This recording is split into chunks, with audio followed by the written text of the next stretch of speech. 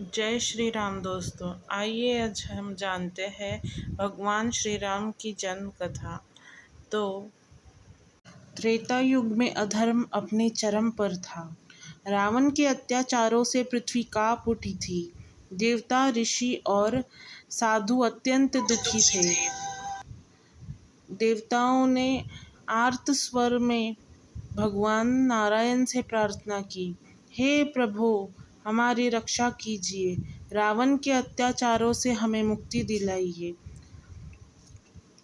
तभी देवताओं की आर्त करुणामयी और कारुण्य भरे भाव देखकर भगवान विष्णु उनके बीच प्रकट हुए और कहने लगे, हे देवताओं, चिंता मत करो, मैं अयोध्या में मानव रूप में जन्म लेकर धर्म की स्थापना करूंगा। और वही अंतर्ध्यान हो गए। तो आइए दोस्तों, आज हम राजा दशरथ और माँ कौशल्या के पूर्व जन्म की कथा को श्रवण करते हैं। बहुत समय पहले स्वयंभू मनु और उनकी पत्नी शत्रुपा ने कठोर तपस्या की। मनु और शत्रुपा वन में कठोर तप से अग्नि समान दिखाई देते थे। उनके तप से देवता आदि भयभीत होने लगे।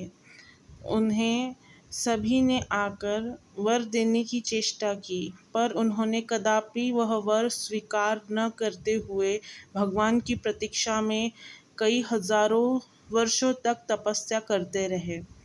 और जब भगवान उन पर प्रसन्न हुए और प्रकट हुए, तब उन्होंने उनसे वरदान में यह मांगा कि हे प्रभु, हमें केवल आपका सानिध्य चाहिए। और रानी शत्रुपा ने कहा, यदि आप प्रसन्न हो तो हमारे पुत्र के रूप में जन्म ले। भगवान विष्णु ने उन्हें यह वरदान देते हुए कहा, हे भक्तों, मैं तुम्हारी भक्ति से प्रसन्न हूँ। आने वाले त्रेता युग में मैं तुम्हारे पुत्र के रूप में अवतार लूँगा। इसी वरदान के फलस्वरूप राजा मनु बने राजा दशरथ और शत्रुपा बनी माता कौशल्या। अयोध्या नगरी अत्यंत समृद्ध और पवित्र थी। राजा दशरथ महान और न्यायप्रिय थे, परंतु उनके जीवन में एक ही कमी थी, उनके कोई संतान नहीं थी। राजा दशरथ जी दुखी होकर प्रभु से कहते हैं, हे प्रभु, मेरे पास सब कुछ है, पर संतान के बिना जीवन अधूरा है। तभी वे गुरु वशिष्ठ के सम्मुख जाकर उनसे प्रार्थना करते हैं कि हे, और अपनी सारी व्यथा को उन्हें सुनाते हैं। तभी गुरु वशिष्ठ उन्हें कहते हैं, राजन, चिंता मत कीजिए, आप पुत्र कामेष्टि यज्ञ करें, आपको अवश्य संतान प्राप्त होगी। तभी बड़ी अनुनय विनय के पश्चात पुत्र कामेष्टि यज्ञ के हेतु राजा दशरथ ऋषि श्रृंग को आमंत्रित करते हैं। और यज्ञ पूर्ण होते ही अग्निदेव प्रकट हुए और उन्होंने दिव्य पात्र में क्षीर स्वरूप प्रसाद राजा दशरथ जी को सौंप दिया और कहा, राजन, यह प्रसाद अपनी रानियों को बराबर बराबर बांट दीजिए।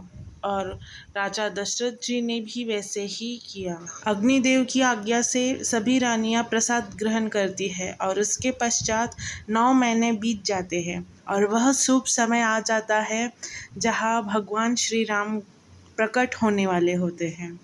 चैत्र मास शुक्ल पक्ष नवमी तिथि, मध्याह्न का समय और एक अद्भुत और पवित्र क्षण, जब बहुत प्रकाश और तेज होता है और माता कौशल्या के सन्मुख भगवान श्री राम प्रकट होते हैं।